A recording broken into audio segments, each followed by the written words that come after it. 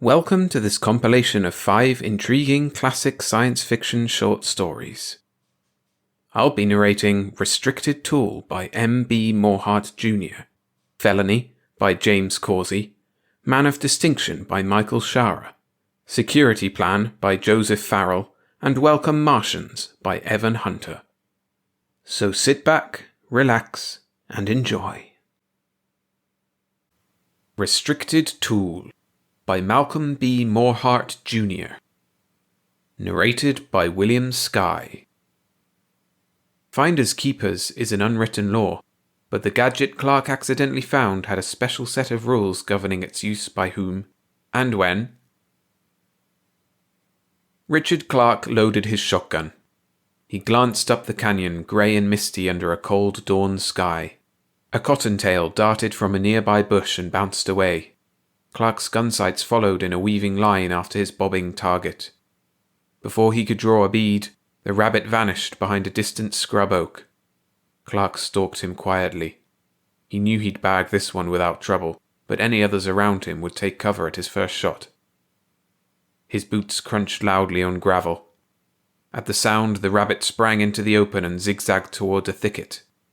Furious at his clumsiness, Clark blasted away with both barrels. He charged up the canyon, fumbling in his parka for more shells, and crashed through dank high brush into a shadowy clearing. A soft rustling sound quickly faded. "Well, there he goes," Clark grumbled. Something metallic glittered in a low thorny shrub, and he bent down, curious. From a black cord caught in its branches dangled a silvery pocket flashlight. He smiled faintly as he pulled it loose. After months of testing and inspecting complicated electronic devices, he found simple gadgets amusing. He pressed a button on one end and eyed a white knob on the other. When it didn't light up, he stuffed it in a pocket, finishing reloading, and sighed. "At least I bagged something." "Quite true," a voice shrilled behind him. Clark whirled around and gasped in astonishment. 2 squat, dwarfish men crouched at the far side of the clearing. When he swung up his 16 gauge, 2 lights flashed and it slid out of his hands. He buckled dizzily with weakness and nausea, but then an invisible force jolted him upright and motionless. He felt rigid as stone. "Who are you?" Clark called out hoarsely. They approached, jabbering in a strange tongue. Bluish dawnlight seemed to tint their scrawny bare arms and legs a deeper, ghastly blue. From weasel-shaped heads bulged enormous dark eyes, which stared at him unblinkingly. As they waddled closer, they puffed under the weight of heavy belts sagging with rows of odd, translucent instruments. One creature wore earphones. The other, his bald head sunken between his shoulders, opened a round, moist, pink-rimmed mouth and bowed stiffly. "Forgive us, please," he piped. "My biologist friend has broken regulations." "Who are you?" Clark choked again. The bald one's eyes closed and his belly quivered with high, tremulous laughter. "Tell him, Ursi." "Don't blame me," the one called Ursi squeaked, then pointed a claw-like finger at a glowing disc in his belt. "Interference disturbed the scannerscope. I didn't see him until he fired." Baldy chuckled. "He was after food, not your ugly hide. But in your unseemly haste to escape, you dropped a valuable tool. A very careless blunder. And now, instead of mold specimens, you've collected a human. I knew this expedition would prove interesting." "We have to dispose of him," Ursi shrieked and waved a black tube at Clark menacingly. "You'd kill him to recover your tool?" Baldy's nose twitched. "Remember, we prepare separate reports for the council. Don't expect me to aid in breaking the law." Ursi was painfully silent. Baldy seemed to relish his companion's distress. "You realize, Ursi, you're responsible for this illegal contact. Also, may I remind you that the law reads in part, 'On pain of death, no human shall be molested, coerced, or in any way injured by an expeditionary member's overt action.'" "Can't we bargain with him?" Ursi asked irritably. "Why, of course. Offer him our ship or your life," Baldy said. Ursi scowled. "If we take the tool and induce amnesia, the law clearly prohibits that." "Let him keep it then," Ursi said angrily, rubbing a pointed blue chin. "I'll destroy its power principle first." Baldy sighed. "I repeat, This isn't a brainless Martian without legal rights. You abandoned it. A human found it. By merely picking up the tool, he establishes a salvage claim. You call that law? Ursi raged. Stupid technicalities that settle one problem to raise a worse one? Until the Council ratifies the amendment foreseeing this contingency, Baldy explained, you must abide by the original code. But the tool's restricted. Restricted for 30 solar years, according to the probability graphs, amused Baldy. You should have thought of that. Ursi's wide, glittering eyes terrified Clark, but after an agonizing silence he heard Ursi whine fearfully. We can't allow this. Can't you read his basic attitudes? He's suffering from the Corb power complex. Baldy shrugged. Your misfortune, my dear Ursi. Ursi edged warily toward Clark as if he were a ferocious but chained beast. Your nation is a member of the Western Alliance? Bewildered, Clark cleared his throat. Yes. You have atomic weapons you intend using against your enemy? Against the Eastern Empire? If they attack us, Clark muttered nervously. Ursi shot an accusing look at Baldy, who frowned. They're vicious little children, Ursi ranted. The decision placing the tool on the restricted list is perfectly justified. We made no effort to hinder their atomic researches, but in the case of this tool, they have the ingenuity to combine it with atomic bombs. If he returns with it, he'll wreck 1,000 years of human culture. Ursi's excited words puzzled Clark, who was overcoming his early shock. But the cylinder in his pocket was still more baffling. What was it? What terrible power did it control? Spare your world suffering, Ursi warned. Surrender it to me. Clark considered. Sheltered by their law, he knew he could make a free decision. The thing was powerful. But they claimed it was exceedingly dangerous, and they seemed wiser, far wiser than men. The mysterious force still binding him and their hints of restrictions on human progress convinced him of that. Still, possession was 9/10 of any law, he calculated nervously. Well, Ursi shrilled, your hands are now free to move. Obediently, Clark groped in his pocket. When his fingertips touched the cool metal, the thrill of possessing immense power overwhelmed him. He sputtered. It's mine. I won't misuse it. Baldy convulsed with laughter. Ursi jabbered fiercely, but Baldy raised a thin claw. He spoke softly, and Ursi's eyes brightened. Ursi nodded, but whatever he had agreed to still left him looking doubtful and uncertain. Baldy smiled warmly. Keep it, he said, and keep your promise. Ursi doesn't trust you, but I do. I know you won't abuse this power. Clark felt his body freeze rigid as a statue again. They pushed their way out of the clearing and disappeared. Overhead, a bird chirped in loneliness, and the sky slowly turned pearly-hued as the paralysis left him. Flexing his muscles, he shook his head. The creepy little men were all part of a crazy hallucination. His mad rabbit hunt and the deafening roar of his gunfire had temporarily unhinged his mind. A low humming sound interrupted his moody pondering. Suddenly he reeled as the ground shuddered beneath him, and he staggered blindly in pitch darkness. He opened his eyes to look around, dazed. His shotgun was missing, but the shiny cylinder was clutched tightly in his hand. Clark trembled as he examined it. Along its length were etched a row of queer symbols, probably directions for its operation or servicing, he decided. He aimed the knob at some rocks a few yards away and pressed the button. But they didn't explode or disintegrate under a lethal ray. Then, discovering that a narrow center section of the cylinder revolved by slow, even degrees, he tried again impatiently. A loud clatter made him look up, gaping. A cluster of rocks hung motionless in the air. When his finger lifted, they fell to the earth. The mechanism neutralized gravitational pull. Objects could float. Breathing excitedly, Clark twisted the center section further. The stone shot up into the sky and disappeared. Quickly he adjusted the mechanism's control and brought them flashing back. He stared at the cylinder in unbelieving awe. Power men dreamed of surged inside it like an eager magic genie. He experimented carefully, floating the rocks at different angles and then hurtling them skyward. When he cut off the strange power, they crashed heavily to the ground. The possibilities were tremendous. And aside from the natural hazards of collision, how could it imperil mankind?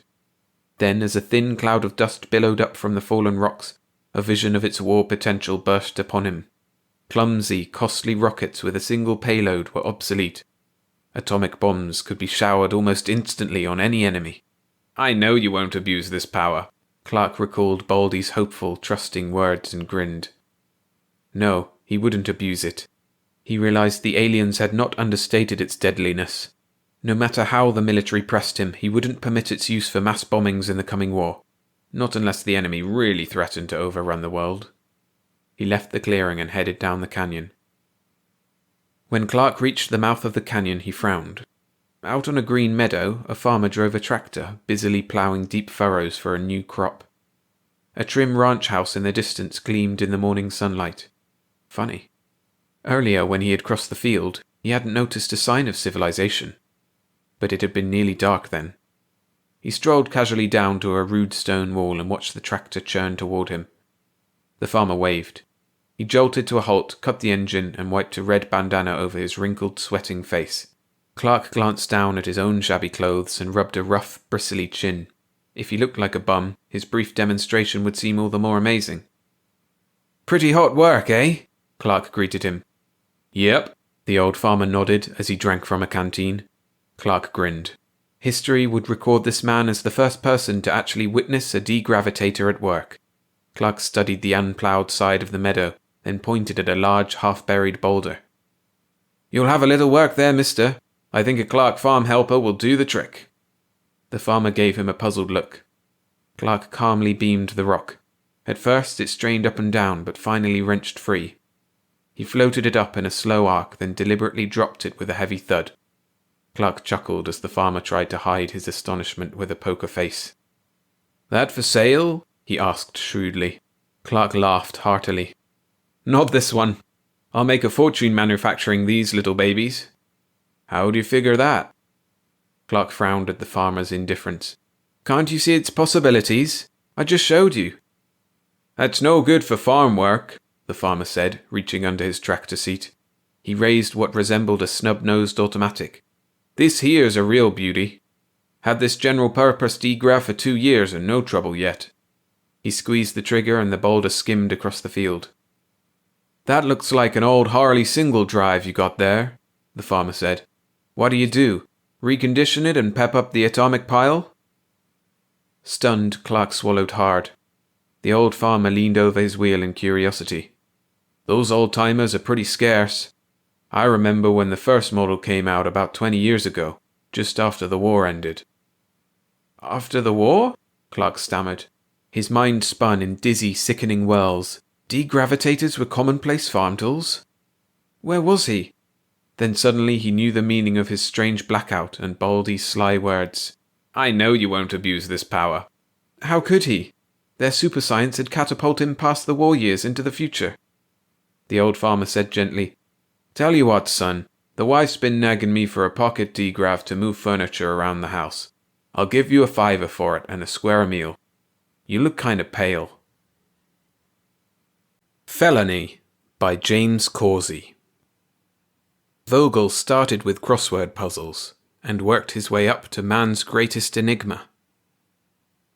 When he was 9, Vogel almost killed another boy who inadvertently scattered his half-completed jigsaw puzzle. At 16, he discovered the mysteries of the Danish gambit and cried. At 22, he crouched in a foxhole on Okinawa, oblivious to the death bursting about him, squinting in a painful ecstasy at the tattered fragment of newspaper on his knee. His sergeant screamed in agony, then died at his elbow. Vogel's face lit up.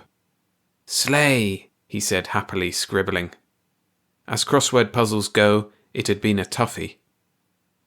At 30, he was production manager of Saks Fixtures.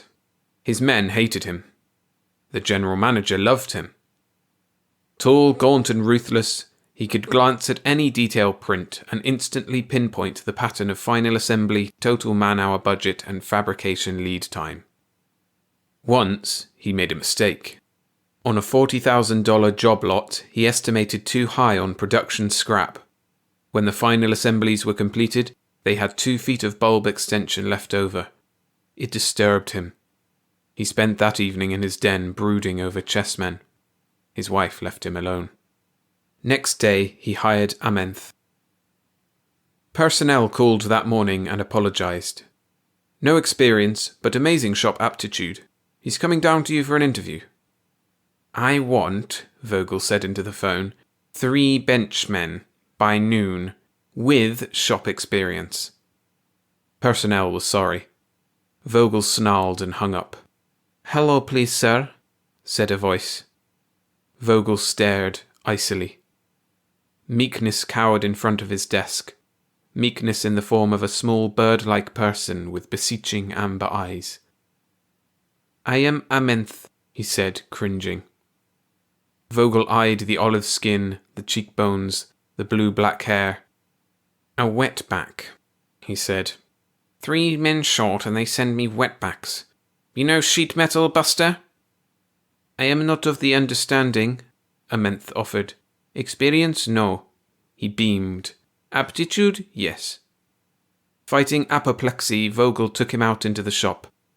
Amenth cringed at the howl of air tools and punch presses. Vogel contemptuously took him by the arm and led him to a workbench where a wizened persimmon of a man performed deft lightings with rivets and air wrench. Benny, this is Amenth. He's new. Vogel pronounced it like a curse. Get him some goggles from the crib, a rivet gun. Vogel returned to his office scowling. The phone rang almost instantly. Boss, said Benny. He's from nothing. All thumbs with an air wrench, and he don't know alclad from stainless. Be right out, Vogel said, hanging up. Before he had a chance to fire Amenth, the fabrication super came in with a production problem. Vogel solved it, but it was almost an hour before he returned to Benny's bench and stared. Amenth was a blur of motion. His Keller chattered like a live thing. A furious, sweating Benny snapped at Vogel. You playing practical jokes? Look, this guy's gone crazy. He's 50% understanded. Tell him to slow down before I file a grievance.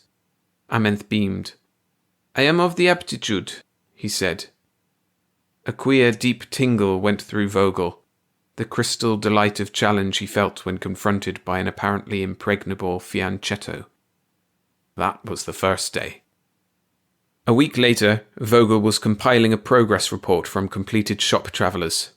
Abruptly, he scowled at one traveller, then said, Charlie? Yes, sir, one of the planners said.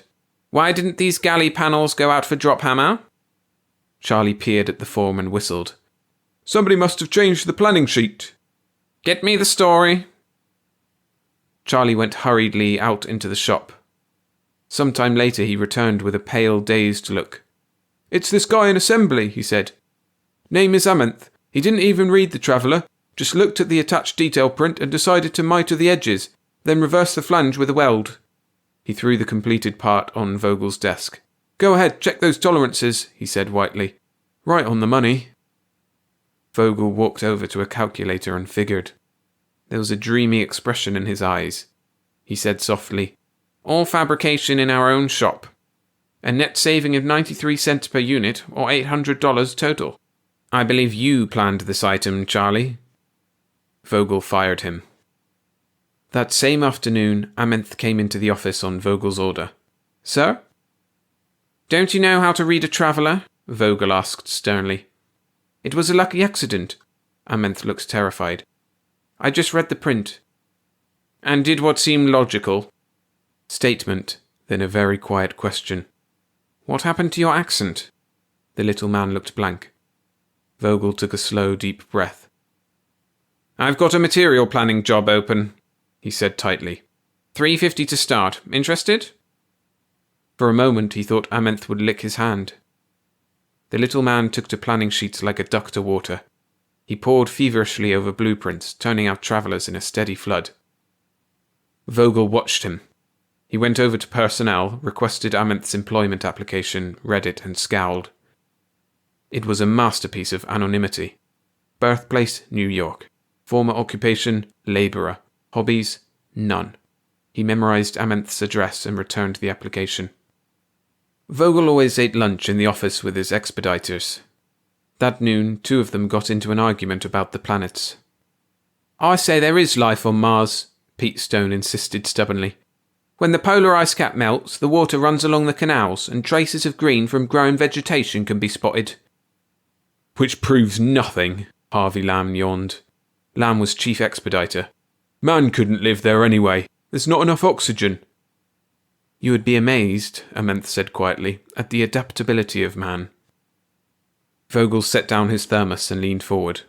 You mean Martians, for instance, could live here, assuming they existed and had spaceships? Amenth's smile was infinitely bitter. Until they'd go mad. The talk turned to baseball. Vogel lit his pipe and gave Amenth a surreptitious glance. The little man slumped in the corner, bleak and withdrawn. This was delicious. Vogel left the shop and drove across town to Amenth's address. It turned out to be an ancient rooming house on the west side. Mrs. Reardon, the landlady, was an apathetic woman who brightened when he asked her about Amenth. He moved in just 3 weeks ago. Her face softened in recollection. He was like a lost dog coming in out of the rain. Couldn't hardly speak English, and he wanted me to trust him for the rent. I must have been crazy. Her nostrils flared. Not that he hasn't paid up. Are you a cop? Vogel nodded as he took out his wallet. In it was his honorary sheriff's badge, but he doubted if the woman would know the difference. She didn't. She led the way upstairs to Amenth's room, worrying, and Vogel assured her they were only looking for a hit-and-run witness, that it was strictly routine. Amenth's room was incredibly aseptic, barren of pictures, ashtrays, dirty laundry, any of the normal masculine debris. Vogel got the stark impression of a convict's cell. In the bleak dresser were 2 pairs of socks, underwear, 1 tie. In the closet hung 1 white shirt. Period. Everything wore an indefinable patina of newness. 2 books graced the top of the dresser. Vogel recognized one of them, a text on fabrication and design which Amenth had borrowed from his office. The other was a child's primer of English. He stays in his room almost every night, reads mostly, and he speaks English much better now, said Mrs. Reardon. A good tenant. I can't complain, and he's quiet and clean. She described Amenth, and Vogel shook his head. Our man is about 60 with a beard, he said. Funny coincidence. It's a strange name. Mrs. Reardon agreed. Vogel drove back to the shop, whistling. He did not go to his chess club that night, but went to the library instead. He read about flying saucers, about space travel, about the possibility of life on other planets. Sometimes he chuckled. Once he frowned deeply and bit his lip. That night in bed, listening to his wife's shallow breathing, he said, Alice? Yes? Supposing you were lost on a desert island, what would you do?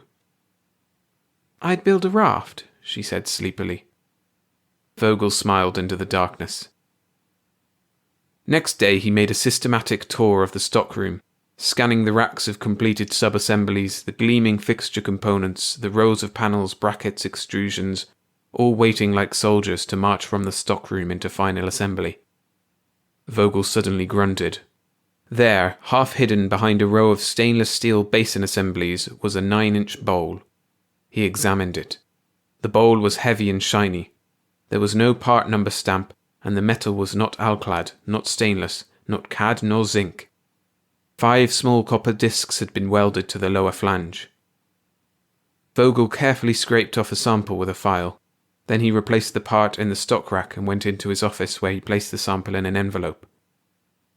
That afternoon he ranged the shop like a hound. In the shipping crib, he found a half-completed detail that struck a chord of strangeness. 2 twisted copper vanes with a crumpled shop traveller signed by Amenth. The next operation specified furnace braze.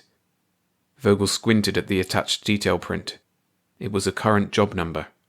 He spent the next 2 hours in the Ozalid room, leafing through the print files.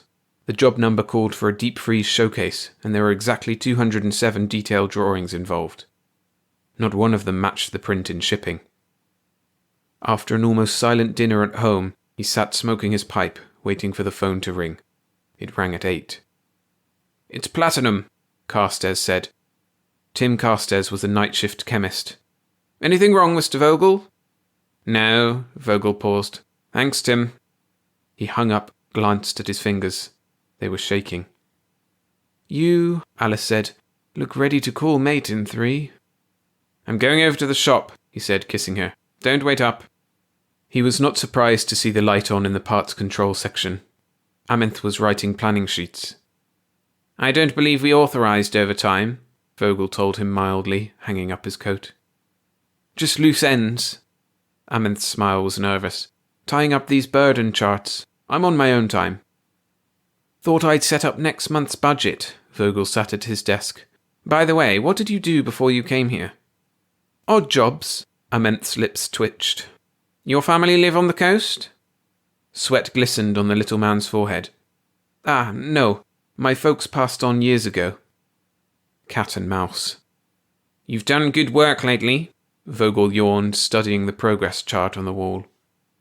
Behind him he heard a soft exhalation of relief, the furtive rustle of papers as Amenth cleaned off his desk. When Amenth finally left, Vogel went over to his desk and methodically ransacked the work-in-process file. It took him 2 hours to find what he was looking for. 1. A schematic detail on graph paper which resembled no type of circuit Vogel had ever seen.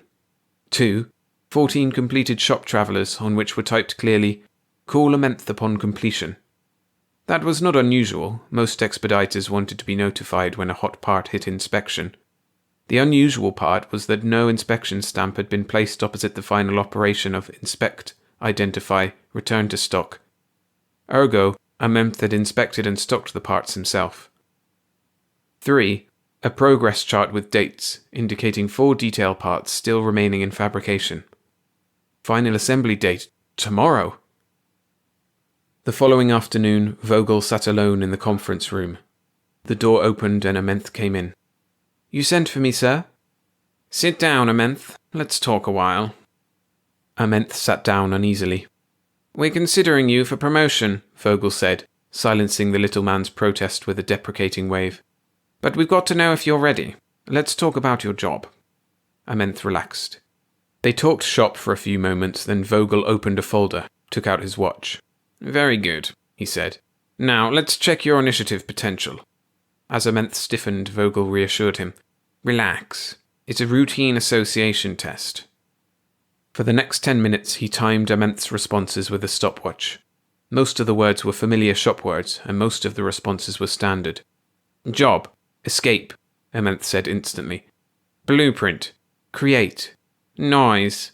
Hate. Want. Home." It was all so childish, so obvious, and Amenth's eyes were frightened amber pools when Vogel dismissed him. No matter. Let him suspect.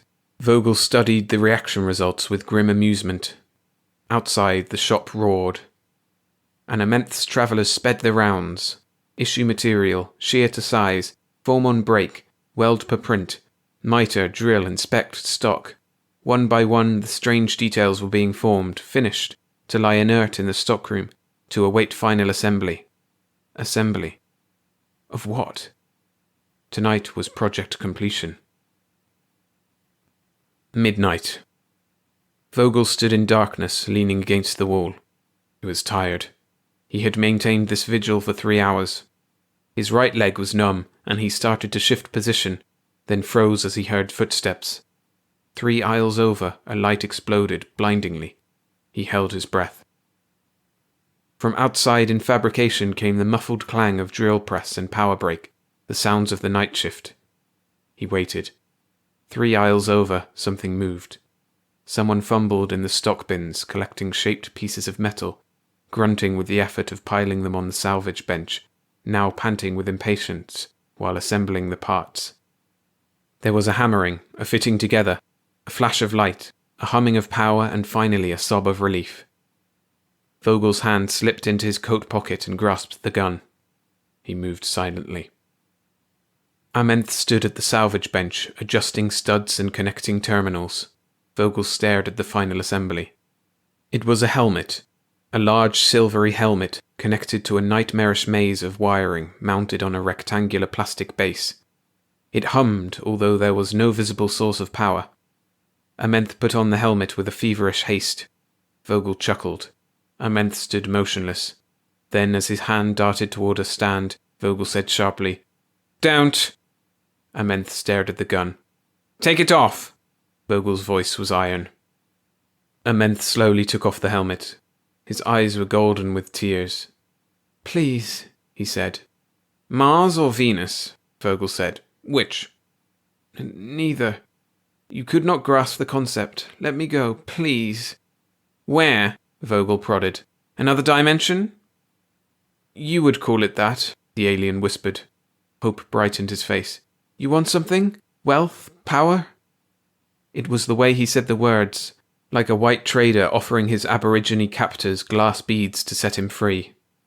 Vogel nodded toward the circuit. That hookup. You tap the gravitational field direct? Cosmic rays? Your planet's magnet force lines. Look, I'll leave you the schematic diagram. It's simple, really. You can use it to transmute... He babbled on with a heartbreaking eagerness, and Vogel listened. In my own world, said Amenth brokenly, I'm a moron. A criminal moron. Once, out of a childish malice, I destroyed beauty. One of the singing crystals. He shuddered. I was punished. They sent me here, to the snake pit. Sentenced for felony. This, he indicated the helmet, would have fused 3 seconds after I used it. So, incidentally, would this entire shop. I had no time to construct a feedback dispersion. Tell me about your world, Vogel said. Amenth told him. Vogel's breath hissed softly between his teeth. All his life and unformed vision had tormented him, driven him toward perfection. Abruptly, the vision was reality. He smiled, moved forward. You shouldn't have told me. Amenth saw the intent in his eyes and started to beg. Vogel clipped him behind the ear. He put the helmet on gingerly. The electrodes tingled against his temple, and his grin was wry as he thought of Alice. Then he depressed the stud. Vogel sobbed. Colour blinded him. Rainbows blared in sweet sparkling thunder. He whimpered, covering his eyes. The music drowned him in a fugue of weeping delight. Slowly he raised his head. He stood ankle-deep in gold crystals that stretched out forever in a splendid sea of flame. The crystals sang softly, achingly to a silver sun in an emerald sky. A grove of blue needle trees tinkled in ecstasy on his left, and beyond those trees, the city sang. White spires foamed skyward in impossible cataracts of glory. A glissando of joy burned his eardrums, and he could not face that living splendor. It was the city beyond dreams, beyond legend, the city where all dreams end. He strode toward it raptly. The crystals screamed. The blue needle forest lashed wildly, and terror shivered through the air in shrieking dissonance. From the blue forest people ran, beautiful people with great golden eyes and scarlet tunics. They could have been Amenth's brothers and sisters. They stared, horror and revulsion twisting their faces. They started toward him. Vogel understood. If destroying beauty on this world was a crime, then killing ugliness must be a duty. On this world, he was ugly. If you're enjoying the stories, please activate the like button for this video. It helps me create more content like this. Man of Distinction by Michael Shaara. Narrated by William Skye. Being unique is a matter of pride, but being a complete mathematical impossibility? The remarkable distinction of Thatcher Blitt did not come to the attention of a bemused world until late in the year 2180. Although Thatcher Blitt was, by the standards of his time, an extremely successful man financially, this was not considered real distinction. Unfortunately for Blitt, it never has been. The history books do not record the names of the most successful merchants of the past, unless they happened by chance to have been connected with famous men of the time. Thus, Croesus is remembered largely for his contribution to famous Romans and successful armies, and Haym Solomon, a similarly wealthy man, would have been long forgotten had he not also been a financial mainstay of the American Revolution, and consorted with famous, if impoverished, statesmen. So, if Thatcher Blitt was distinct among men, the distinction was not immediately apparent. He was a small, gaunt, fragile man who had the kind of face and bearing that are perfect for movie crowd scenes. Absolutely forgettable. Yet Thatcher Blitt was one of the foremost businessmen of his time, for he was president and founder of that noble institution, Genealogy, Inc. Thatcher Blitt was not yet 25 when he made the discovery which was to make him among the richest men of his time. His discovery was, like all great ones, obvious yet profound. He observed that every person had a father. Carrying on with this thought, it followed inevitably that every father had a father, and so on. In fact, thought Blitt, when you considered the matter rightly, everyone alive was the direct descendant of untold numbers of fathers, down through the ages, all descending one after another, father to son, and so backward, unquestionably, into the unrecognizable and perhaps simian fathers of the past. This thought, on the face of it not particularly profound, struck young Blitt like a blow. He saw that since each man had a father, and so on, it ought to be possible to construct the genealogy of every person now alive. In short, it should be possible to trace your family back father by father to the beginning of time. And of course it was, for that was the era of the time scanner. And with a time scanner, it would be possible to document your family tree with perfect accuracy. You could find out exactly from whom you had sprung. And so Thatcher Blitt made his fortune. He saw clearly at the beginning what most of us see only now, and he patented it. He was aware not only of the deep-rooted sense of snobbishness that exists in many people, but also of the simple yet profound force of curiosity. Who exactly, one says to oneself, was my 40 times great-great-grandfather? A Roman legionary? A Viking? A pyramid builder? One of Xenophon's 10,000? Or was he, perhaps, for it is always possible, Alexander the Great? Thatcher Blitt had a product to sell. And sell he did, for other reasons that he alone had noted at the beginning. The races of mankind have twisted and turned with incredible complexity over the years. The numbers of people have been enormous. With 30,000 years in which to work, it was impossible that there was not, somewhere along the line, a famous ancestor for everybody. A minor king would often suffice, or even a general in some forgotten army. And if these direct ancestors were not enough, it was fairly simple to establish close blood kinship with famous men. The bloodlines of man, you see, begin with a very few people. In all of ancient Greece, in the time of Pericles, there were only a few thousand families. Seeing all this, Thatcher Blitt became a busy man. It was necessary not only to patent his idea, but to produce the enormous capital needed to found a large organization. The cost of the time scanner was at first prohibitive, but gradually that obstacle was overcome, only for Thatcher to find that the government for many years prevented him from using it. Yet Blitt was indomitable, and eventually, after years of heart-rending waiting, Genealogy Inc. began operations. It was a tremendous success. Within months, the very name of the company and its taut slogan, an ancestor for everybody, became household words. There was but one immediate drawback. It soon became apparent that, without going back very far into the past, it was sometimes impossible to tell who was really the next father in line. The mothers were certain, but the fathers were something else again. This was a ponderable point. But Blitt refused to be discouraged. He set various electronic engineers to work on the impasse, and a solution was found. An ingenious device which tested blood electronically through the scanner, based on the different sine waves of the blood groups, saved the day. That invention was the last push Genealogy Inc. was ever to need. It rolled on to become one of the richest and, for a long while, most exclusive corporations in the world. Yet it was still many years before Thatcher Blitt himself had time to rest. There were patent infringements to be fought, new developments in the labs to be watched, new ways to be found to make the long and arduous task of father tracing easier and more economical. Hence he was well past 60 when he at last had time to begin considering himself. He had become by this time a moderately offensive man. Surrounded as he had been all these years by pomp and luxury, by impressive names and extraordinary family trees, he had succumbed at last. He became unbearably name-conscious. He began by regrouping his friends according to their ancestries. His infrequent parties were characterized by his almost parliamentarian system of seating. No doubt all this had been in Thatcher Blitt to begin with. It may well be, in perhaps varying quantities, in all of us, but it grew with him, prospered with him. Yet in all those years he never once inspected his own forebears. You may well ask, was he afraid? One answers, one does not know.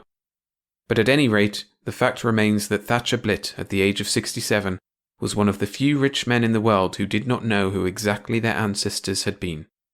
And so, at last, we came to the day when Thatcher Blitt was sitting alone in his office, one languid hand draped vacantly over his brow, listening with deep satisfaction to the hum and click of the enormous operations which were going on in the building around him. What moved him that day remains uncertain. Perhaps it was that, from where he was sitting, he could see row upon row of action pictures of famous men which had been taken from his time scanners. Or perhaps it was simply that this profound question had been gnawing at him all these years, deeper and deeper, and on this day broke out into the light. But whatever the reason, at 11:02 that morning, he leaped vitally from his chair.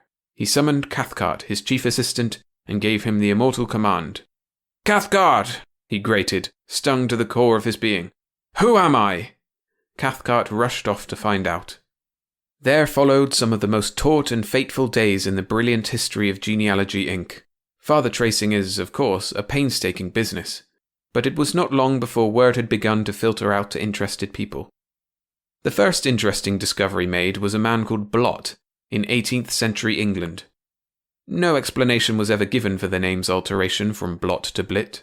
Certain snide individuals took this to mean that the name had been changed as a means to avoid prosecution, or some such, and immediately began making light remarks about the blots on old Blitt's escutcheon.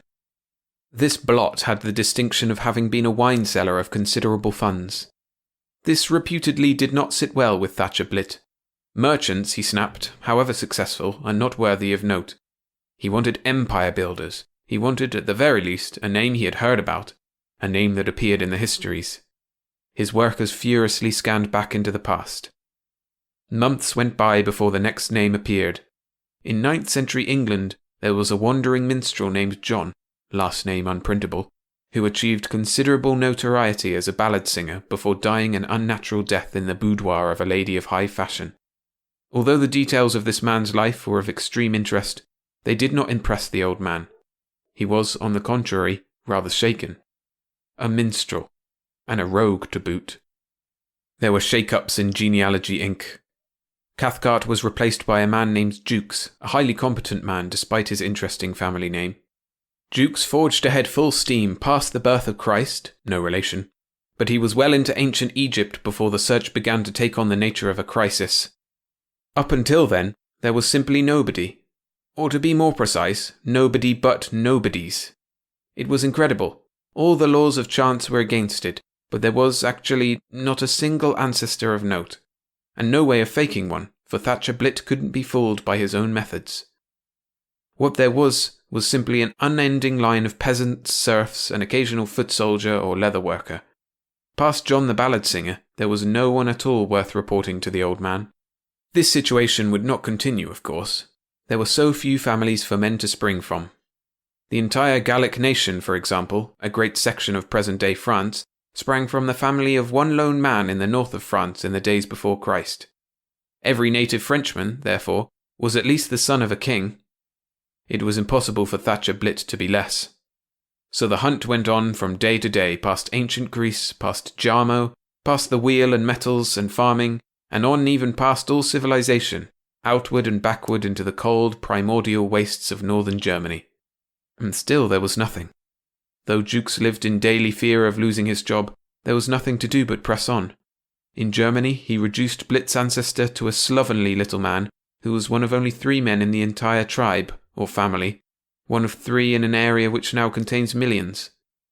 But Blitt's ancestor, true to form, was simply a member of the tribe, as was his father before him. Yet onward it went, westward back into the French caves, southward into Spain and across the unrecognizable Mediterranean into a verdant North Africa, backward in time past even the Cro-Magnons, and yet ever backward, 30,000 years, 35,000, with old Blitt reduced now practically to gibbering and still never an exceptional forebear. There came a time when Jukes had at last, inevitably, to face the old man. He had scanned back as far as he could. The latest ancestor he had unearthed for Blitt was a hairy creature who did not walk erect, and yet even here Blitt refused to concede. "It may be," he howled, "it must be, that my ancestor was the first man to walk erect or light a fire. To do something." It was not until Jukes pointed out that all those things had been already examined and found hopeless that Blitt finally gave in. Blitt was a relative, of course, of the first man to stand erect, the man with the first human brain, but so was everybody else on the face of the earth. There was truly nowhere else to explore. What would be found now would be only the common history of mankind. Blitt retired to his chambers and refused to be seen. The story went the rounds, as such stories will, and it was then at last, after 40,000 years of insignificance, that the name of Blitt found everlasting distinction. The story was picked up, fully documented, by psychologists and geneticists of the time and inserted into textbooks as a profound commentary on the forces of heredity. The name of Thatcher Blitt, in particular, has become famous, has persisted until this day, for he is the only man yet discovered, or ever likely to be discovered, with this particular distinction. In 40,000 years of scanner-recorded history, the bloodline of Blitt, or Blot, never once produced an exceptional man. That record is unsurpassed. Security Plan by Joseph Farrell. Narrated by William Skye. I had something better than investing for the future investing in me. My mother warned me, Marilyn said again, to think twice before I married a child prodigy. Look for somebody good and solid, she said. Like Dad, somebody who will put away something for your old age. I tapped a transistor, put a screwdriver across a pair of wires, and watched the spark. Marilyn was just talking to pass the time. She really loves me, and doesn't mind too much that I spend my spare time and money building a time machine. Sometimes she even believes that it might work. She kept talking. I've been thinking. We're past 30 now, and what do we have? A lease on a restaurant where nobody eats, and a time machine that doesn't work. She sighed. And a drawer full of pawn tickets we'll never be able to redeem. My silver, my camera, my typewriter. I added a growl to her sigh. My microscope, my other equipment. Uncle Johnson will have them for his old age, she said sadly, and we'll be lucky if we have anything. I felt a pang of resentment. Uncle Johnson. It seemed that every time I acquired something, Uncle Johnson soon came into possession of it.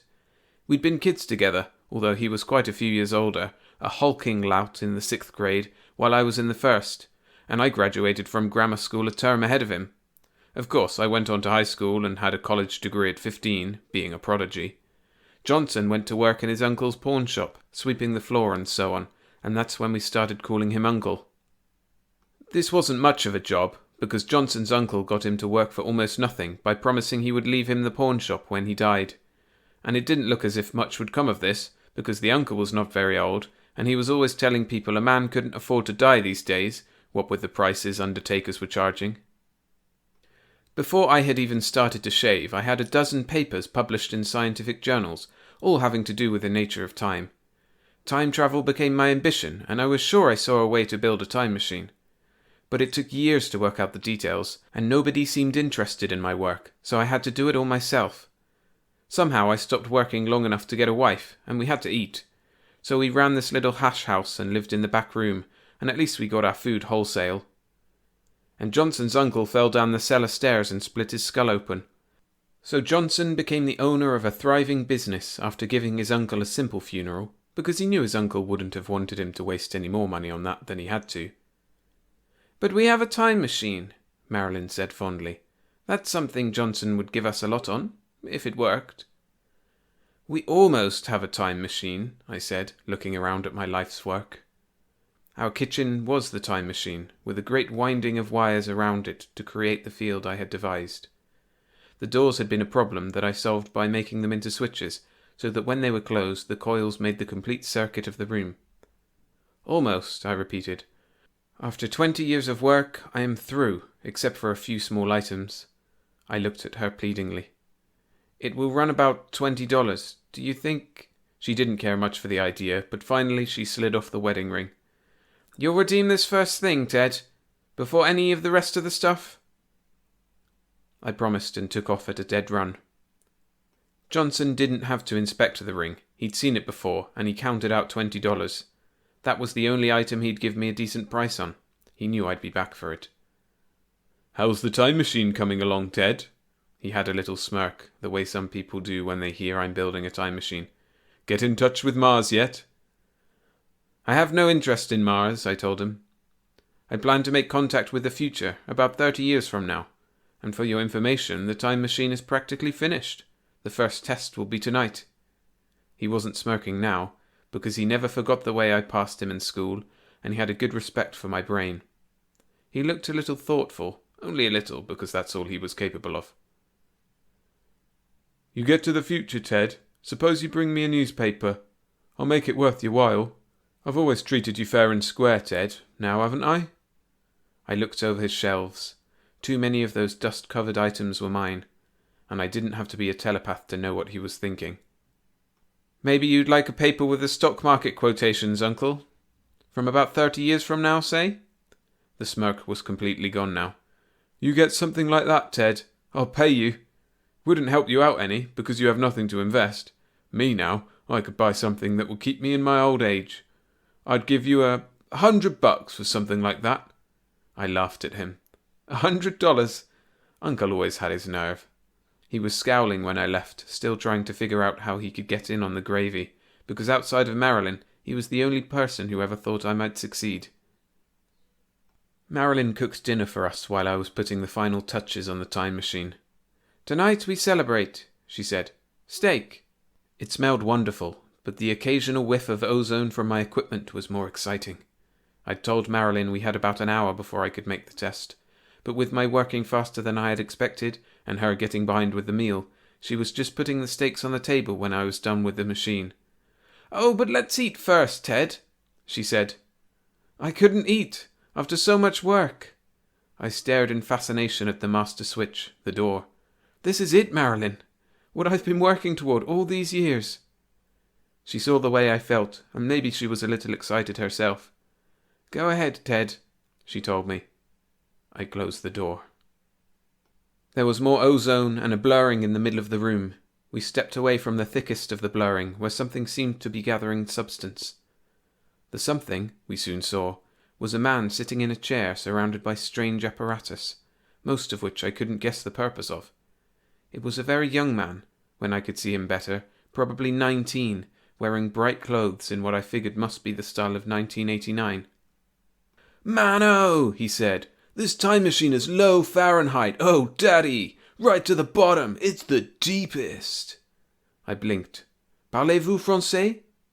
Marilyn said, "I think he means he likes it. But who is he, and just where did he come from?" The gaily dressed youth got out of the chair and smiled at us. Each of his shoulders had padding the size of a football. His coat tapered from 4 feet wide at the shoulders to a tightly bound waist, the lapels from a foot at the top to 0. The trousers widened out to wide stiff hoops that ended 6 inches above his shoes. And the shoes! But at least they weren't really alive, as I had thought at first. "How is it," asked Marilyn, "that a cool cat from the future comes to visit us in a time machine? I would expect a more scholarly type." "Not so, Dollo. The Angleheads don't reach the real science. The scientist pros believe that all knowledge is known. They delve not into the sub-zero regions of thought. That is done by us amateurs." He did a short bit of syncopated tap and introduced himself. "I am Solid Chuck Richards, ambassador to the past, courtesy of the Friday Night Bull Session and Experimentation Society." "Are they all like you?" I asked. "No, oh daddy man. Some are deep, some are high on the scale, but all of them reach together on one thing. They all feel that the pro-scientists have grown angular and lost the sense of wonder. So we gather together on Friday nights to work on the offbeat side of science. We read your books, if you are Ted Langer." I admitted it. He danced a rhythmic circle around me, staring in what was evidently adoration, and kept murmuring, "Reach that deep, man. Ted Langer, the father of time travel. Oh, man, oh. Deep. Real deep." "Now see here," I finally broke in. "Don't they talk English where you come from? And just how do you come to be here anyway? I built a time machine into the future, and instead I get you telling me how deep I am. Are you here, or am I there?" "You are here, oh daddy boy, and I am also here. But to explain this, I may have to use some angle talk, which is what you mean by English. We read your books, which are collector's items, by the way, and we decided you were way under the 0 mark, especially when we saw that the Angleheads wouldn't touch any of your ideas. So we got together and made our time machine. But I am sad to report, Dr. Rowe, that your theory was a bit less than 200% correct. There were a few errors which we found." It was something of a shock to hear this future rock and roller tell me there were mistakes in my work, and I started to argue with him about it. But his attention wasn't on the conversation. He was sniffing thoughtfully, the thing he'd called sense of wonder shining in his eyes. He was looking at the steaks Marilyn had set on the table. "Reach that," he said, awed. "Genuine solid flesh. Man, oh, I haven't seen a steak like that in all my offbeat life." So naturally, we invited him to sit down at the table, and he didn't have to be asked more than once. It seemed that food was pretty expensive in 1991, which is the year he came from, and what there was of it mostly came from factories where they shoveled soybeans and yeast into a time machine and it came out meat at the other end, if you didn't make too much fuss about what you called meat. But with so much of the good farmland ruined by atomic dust, and so much more turned into building lots on account of the growing population, it was the best they could do. When we heard this, we pushed the second steak in front of him, and he showed he was a growing boy by finishing every scrap, along with a double order of French fries and half a dozen ears of corn on the cob, but he had to give up after 2 pieces of pie. He sat back in the chair, patted his stomach, and looked as if he had just won the Irish sweepstakes. He looked at the big refrigerator. When Marilyn opened it to put things away, his eyes almost popped out at the sight of the meat stored there. "Man, oh," he said, "you must be rich." Marilyn laughed. "No, not rich, far from it. We operate a restaurant, and that's our stock, you see." "Oh, dollo! I should not have eaten so much. What do you charge for a meal like that?" "We would get 3.5 for each order," I said, diplomatically not mentioning all his side orders, "although we don't get much carriage trade here. But don't let it worry you. Nothing's too good for a guest from the future." 3.5? He looked amazed. "Why, such a feed would bring 25 or 30 where I come from, if you could find it. Let me pay, old daddy friend. At least your price." And he pulled out some bills. I started to push them back, for of course I wasn't going to spoil this great moment in my life by asking a traveller from the future to pay for a meal. But then I saw what he was trying to give me. I picked up the bills and stared. Marilyn's head was over my shoulder, and she was staring just as hard. She took one out of my hand. "It's not real," she said. "There's not that much money in the world." She had the 5. I had the 1s. The $5,000 and the $1,000 bills, that is. I looked up at solid Chuck Richards. "When you said that meal would cost 25 or 30, did you mean 25 or 30,000? You reach me, man. Inflation, you know. It's terrible. I remember when a G would keep the beat rocking in a juke palace for an hour. Now you pay half a G a number. It's terrible." After we explained to him that the inflation was even worse than that, he decided it was something more than terrible. It seems he hadn't paid much attention to money in his younger days, though he did recall now that when he was very small, he'd been able to get a good nickel candy bar for $20, but he hadn't seen anything smaller than 100 in some time now. "There should be a law against this sort of thing," he said indignantly. "It's enough to turn a man into an anglehead, the way they keep pushing up the price of fumes. And what they charge for Bulgy Sanders records." He picked up the bills and looked at them. "But I think maybe we can find a way to profit on this, daddy boy. I have a deep thought. We members of the Friday Night Bull Session and Experimentation Society will come to your restaurant and pay you 5 Gs for a steak dinner, which is a fine price for you, but very little for us. In that way we will eat good food, and you will gather a good bundle of the stuff of life." There was a thudding noise at the window. I looked over quick. Somebody was hanging on outside, off balance, as if he had been standing on a ladder outside and had fallen against the window. I ran for the door, forgetting it was a switch. But solid Chuck Richards realized it. He dived back into his chair and called, "Reach you later, old daddy!" He disappeared as I pulled the door open. The sudden flash as the time machine stopped operating reminded me about those switches on the door, but it was too late now. I ran out and around the side just in time to see a figure disappearing up the alley. Sure enough, there was a ladder against the window. I didn't bother chasing the man very far, because after a fast look at him, I had a pretty good idea who it was. I'd speak to him later. Marilyn and I sat around looking at the big bills. They were the size of present-day currency and were beautifully made, and would have passed easily except for a few things, such as that Series 1988 inscribed alongside the signature of Irving P. Walcourt, Secretary of the Treasury. And the Treasurer of the United States in 1988 would be Kuru Hamamoto, From the state of Hawaii, I wondered, or... They're no use to us at all, said Marilyn, unless we hold them until 1988. I was talking about security for our old age. Do you suppose... You forget, I said, that stake will run you 25 or 30,000 in 1988. This is going to be a great disappointment to the members of the Friday Night Bull Session and Experimentation Society, but I fear we must explain to Solid Chuck Richards that we just cannot afford to do much business of this type.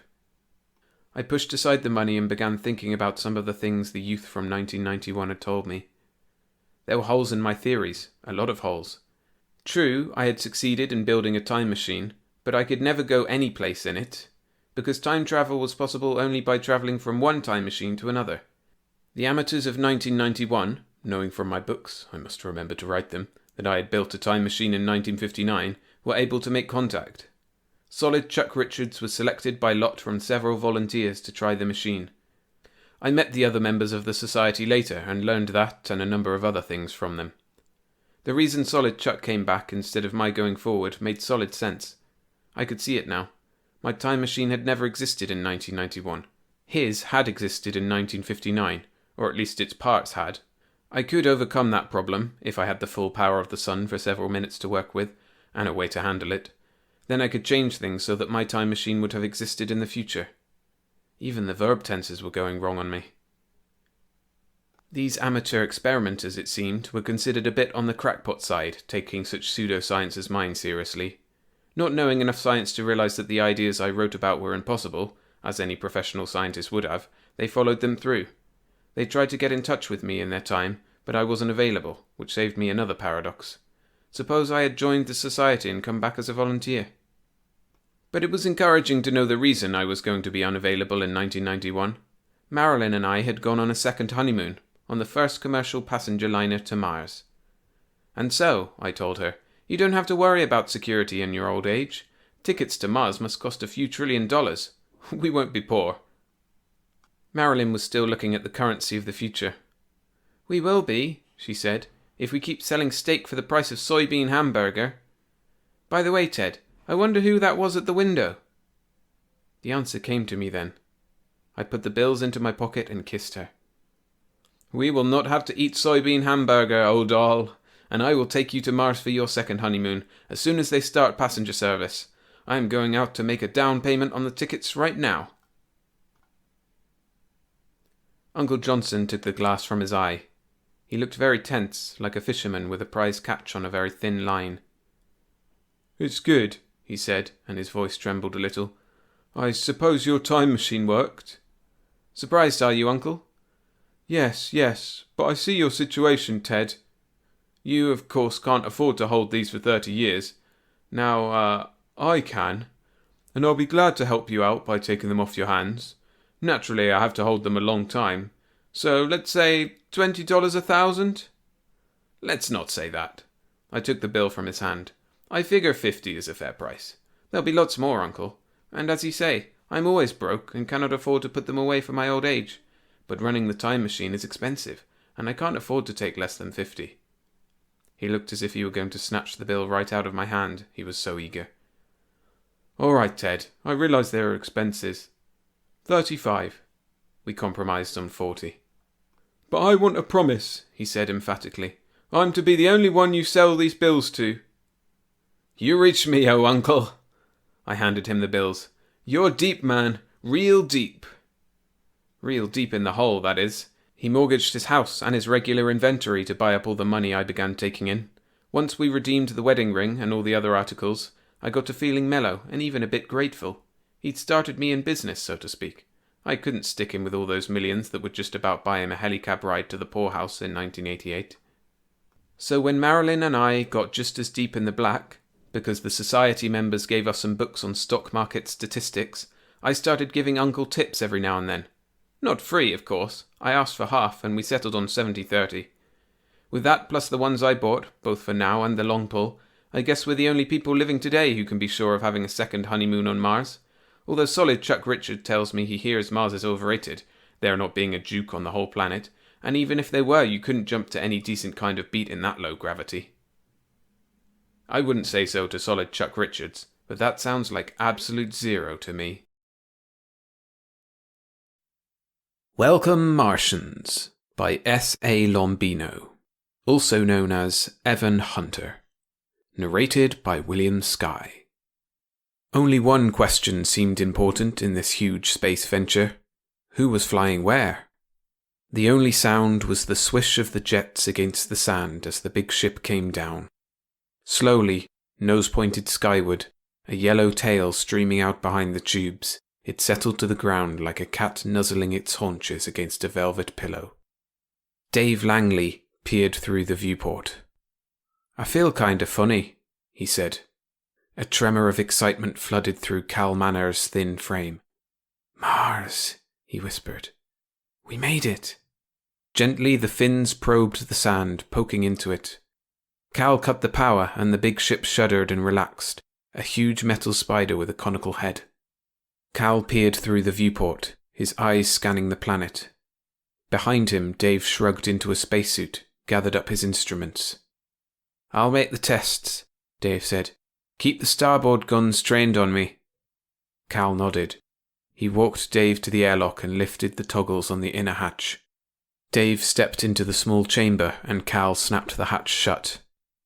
He walked quickly to the starboard guns, wiggled into the plastic seat behind them, and pitched his shoulders against the braces. Outside, like a grotesque balloon, Dave stumbled around on weighted feet, taking his readings. What's out there? Cal wondered. Just exactly what? He tightened his grip on the big blasters and trained the guns around to where Dave puttered in the sand.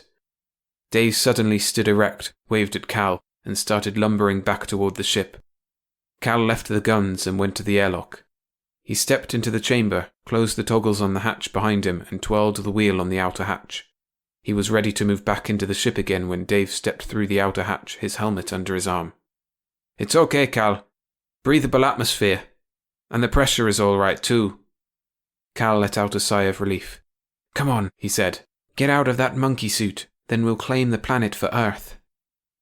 They went back into the ship, and Dave took off the suit, hanging it carefully in its locker. Both men strapped on holsters and drew stun guns from the munitions locker. They checked the charges in their weapons, holstered them, and stepped out into the Martian night. It was cold, but their clothing was warm and the air was invigorating. Cal looked up at the sky. "Phobos," he said, pointing. "And Deimos," Dave added. "Ike and Mike." "Yeah," Dave smiled. "How do you feel, Dave?" Cal asked suddenly. "How do you mean?" "Mars. I mean, we're the first men to land on Mars. The first, Dave." They were walking aimlessly in no particular hurry. "It's funny," Dave said. "I told you before. I feel kind of..." The music started abruptly, almost exploded into being, tore through the silence of the planet like the strident scream of a wounded animal. Trumpets blasted raucously, trombones moaned and slid, bass drums pounded a steady tattoo. Tubas heavy and solemn like old men belching, clarinets shrill and squealing, cymbals clashing. A military band blaring its march into the night. Wah? Dave's mouth hung open. He stared into the distance. There were lights and the brass gleamed dully.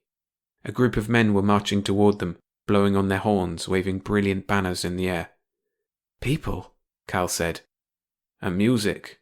Like ours. Music just like ours." The procession spilled across the sand like an unravelling spool of brightly coloured silk. Children danced on the outskirts of the group, hopping up and down, screaming in glee. Women waved banners, sang along with the band, and the music shouted out across the sand, a triumphal march with a lively beat. A fat man led the procession. He was beaming, his smile a great enamelled gash across his face. The music became louder, closer, ear-shattering now. "Welcome!" the shouts rang out. "Welcome! Welcome!" "English!" The word escaped Dave's lips in a sudden hiss. "For God's sake, Cal, they're speaking English." "Something's wrong," Cal said tightly. "This isn't Mars. We've made a mistake, Dave." The fat man was closer now, still grinning, his stomach protruding, a gold watch hanging across his vest beneath his jacket. He wore a white carnation in his buttonhole. A Homburg, black, was perched solidly atop his head. "They're human," Dave whispered. The fat man stopped before them, raised his hands. The music ceased as abruptly as it had begun. He stepped forward and extended his hand. "Welcome home," he said. "Welcome home." The words seared across Cal's mind with sudden understanding. "There's some mistake," he started. "Mistake?" the fat man chuckled. "Nonsense, nonsense. I am Mayor Panley. You're back in New Calith, gentlemen. The city is yours. The world is yours. Welcome home." "You don't understand," Cal persisted. "We've just come from Earth. We've just travelled more than 50 million miles through space. We're from Earth." "I know," the mayor said. "I know." "You know?" "But of course. Isn't it wonderful?" The crowd cheered behind him, telling the night how wonderful it was. Cal blinked, turned to Dave. The mayor put his arms about the two men. "We've been watching your approach for weeks. I'll have to admit, we were a little worried in the beginning."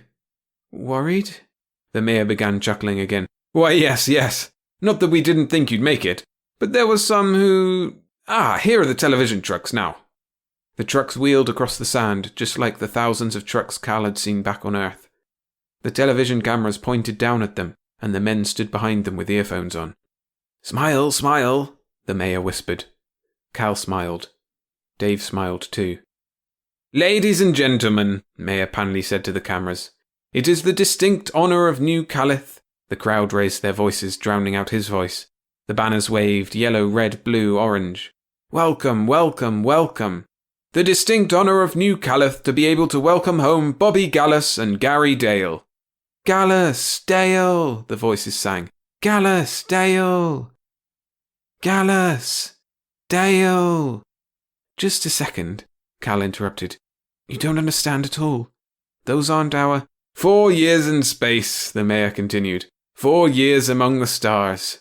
To Earth and back, fellow citizens, for the glory of Mars. "You've got that twisted," Cal said. "We didn't—" The mayor took Cal's elbow and turned him toward the cameras. "You were in space for 4 years, weren't you, Captain Gallus?" "Yes, we were, but it wasn't—" "Space," the mayor gushed. "Limitless space. The first men to land on Earth." Again the cries of the crowd split the night. "Across the stretches of sky," the mayor continued. "Across the uncharted wilderness above. Across the—" There were banquets and more banquets, and women of every size and shape. The city of New Calith went all out to welcome the space travellers, Bobby Gallus and Gary Dale. At the end of a week of festivity, the mayor came to Cal and Dave. "Have you enjoyed your stay, boys?" he asked. "It was swell," Cal said. "But you've got things all—" "I was wondering when you planned on leaving for the capital. Don't misunderstand me. We'd like you to stay as long as you want to, but—" "For God's sake," Cal snapped, "will you please listen to me?" Mayor Panley was visibly shaken. "Why, of course, Captain Gallus, of course. Why, certainly." He lapsed into silence. "I'm not Bobby Gallus," Cal said, "and this isn't Gary Dale." The mayor nodded his head. "You're not Gallus and Dale," he said slowly. "That's right," Cal said. "We didn't go to Earth. We came from there. This is the first time we've ever been on Mars. Do you understand? We're Earthmen." "Earthmen?" The mayor considered this for a second, and then burst out laughing. "Why, that's preposterous! Absolutely preposterous!" His laugh rose in volume to a bellow. "Oh, you're joking. I should have known. You're only joking." "We're not joking. This is all some kind of horrible mistake. We're the first men to land on Mars. You've got to understand that," Dave pleaded. The mayor was still laughing. He walked to the door and opened it. "All right, boys. Have your little joke. You've earned the right to it. I'll make arrangements for you to leave for Dome City in the morning." He shook his head and chuckled again. "Earthmen." And then he was gone. They sat alone in the hotel room. It looked like any Earth hotel they'd ever been in. A big soft bed, a wall telephone, 2 dressers, 2 armchairs, a big mirror over one of the dressers, a television set on the other dresser. "This is screwy," Dave said. "Is it possible we're back on Earth? Is it possible the joke is on us? Maybe everyone is just ribbing us. Maybe we've been going around in circles for 4 years. Maybe—" "No," Cal said. "We're on Mars all right. I don't know exactly how to explain it, but I've got an idea." "What's that?" Dave asked. Cal shrugged. "Probably all wrong, of course, but it has something to do with comparable development of cultures on different planets." You mean Mars is in exactly the same state of development as Earth? Something like that. You know the theory. Give two different places the same materials to start with, and their cultures will run parallel to each other for the rest of their existence. Sure, Dave said. But these guys Gallus and Dale, how the hell could we possibly be mistaken for them? I don't know. Cal leaned back on the bed and stared at the ceiling. Maybe we'll find out in Dome City. Maybe, Dave repeated hollowly. The president of the planet greeted their ship in Dome City. There were more parades, banners, bands, banquets, reporters, cameras, confetti, women, speeches, presentations. And at last they stood before the president's desk, two bodyguards standing on either side of him. He was a thin man, slightly balding, with rimless glasses. Gentlemen, he said, I don't have to tell you how pleased I am. Cal took a deep breath. We've been trying to tell Mayor Panley, he said, that we are not Gallus and Dale. The president smiled. I know, he told me of your little joke. It's not a joke. The president cocked an eyebrow. No? He looked at his bodyguards. Has space Did you feel any ill effects in space? He asked. Cal grimaced. Oh, great. Now he thinks we're psycho. Look, can't you get this through your heads? We are from Earth. We never heard of Gallus and Dale. My name is Calvin Manners, and this is David Langley. Very interesting, the president said. He tapped his finger on the back of his other hand and stared at the two Earthmen. He reached over toward the intercom on his desk then and pressed a button. Yes? A woman's voice asked. Miss Daniels, will you bring in the photos of Captain Gallus and Lieutenant Dale, please? Yes, sir. The president turned to the two men again. Those are your ranks, are they not? Yes, but we're in the United States Army. The what? The United States Army.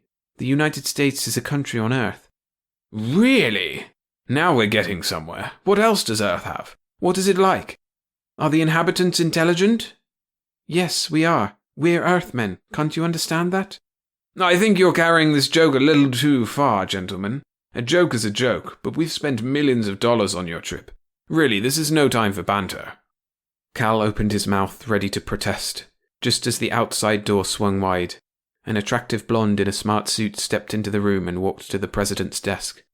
She kept her eyes glued to the two Earthmen, dropped two large photographs on the desk and turned. She stared over her shoulder at Cal and Dave until she was gone. The president smiled knowingly. The women are falling all over you two, I imagine.